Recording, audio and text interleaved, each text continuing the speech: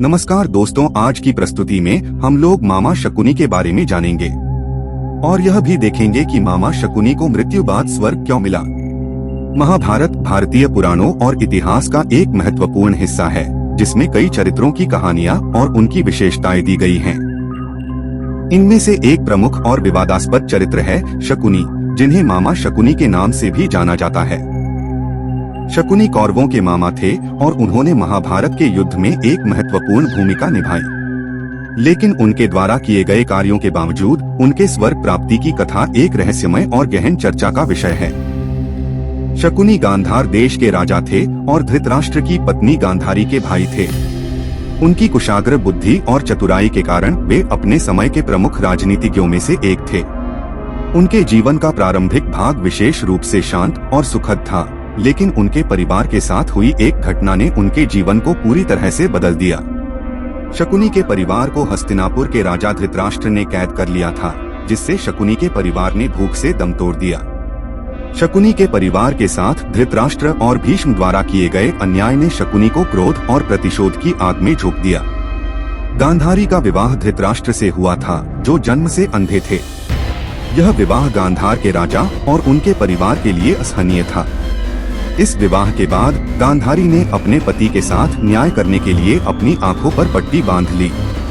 अपने परिवार के विनाश के बाद शकुनी ने प्रतिशोध लेने की ठानी और उन्होंने कौरवों को नष्ट करने की योजना बनाई। उन्होंने अपने बुद्धि और चालाकी का उपयोग करके कौरवों और पांडवों के बीच विद्वेष और द्वेष को बढ़ाया। महाभारत के युद्ध में उनकी भूमिका प्रमुख रही, जहां उन्होंने दुर्योधन को पांडवों के खिलाफ उकसाया और युद्ध को अंजाम तक पहुंचाया। शकुनी पासों के खेल में महारत हासिल कर चुके थे।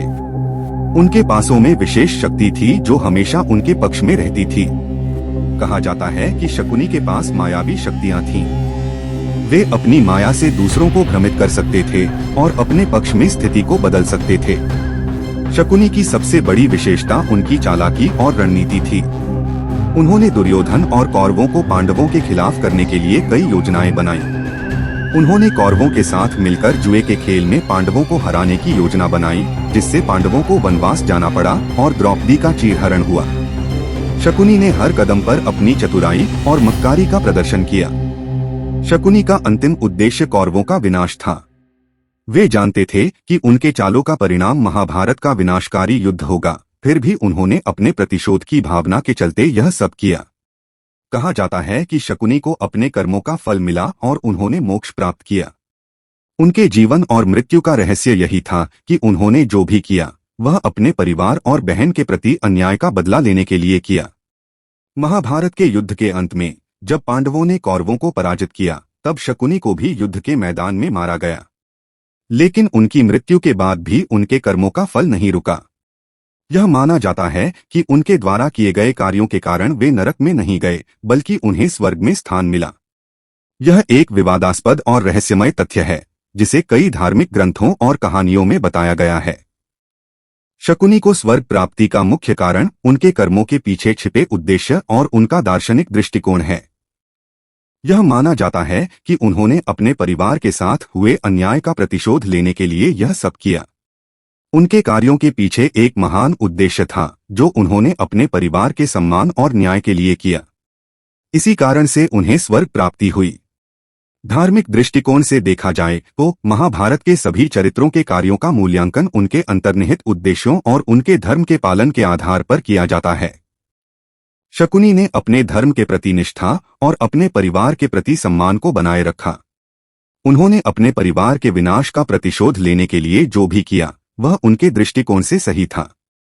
धार्मिक ग्रंथों में यह कहा गया है कि किसी भी व्यक्ति के कर्मों का फल उसके अंतर्निहित उद्देश्यों पर निर्भर करता है, न कि केवल उसके कार्यों पर।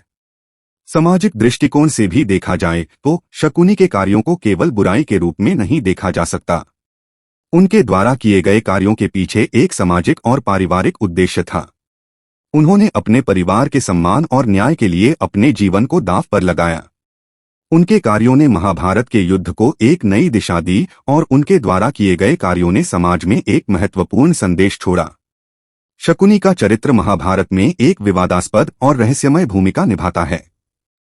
उनके द्वारा किए गए कार्यों के बावजूद उन्हें स्वर्ग प्राप्ति का कारण उनके कर्मों के पीछे छिपे उद्देश्य और उनके दार्शनिक दृष्टिकोण को माना जाता है। उन्होंने अपने परिवार के सम्मान और न्याय के लिए अपने जीवन को दांव पर लगाया और उनके कार्यों ने महाभारत के युद्ध को एक नई दिशा दी। उनके चरित्र का मूल्यांकन केवल उनके कार्यों के आधार पर नहीं, बल्कि उनके उद्देश्यों और उनके धर्म के पालन के आधार पर किया जाता है। इस प्रकार मामा शकुनी को स्वर्ग प्राप्ति का कारण उनके कर्मों के पीछे छिपे उद्देश्य और उनके धर्म के पालन को माना जा सकता है।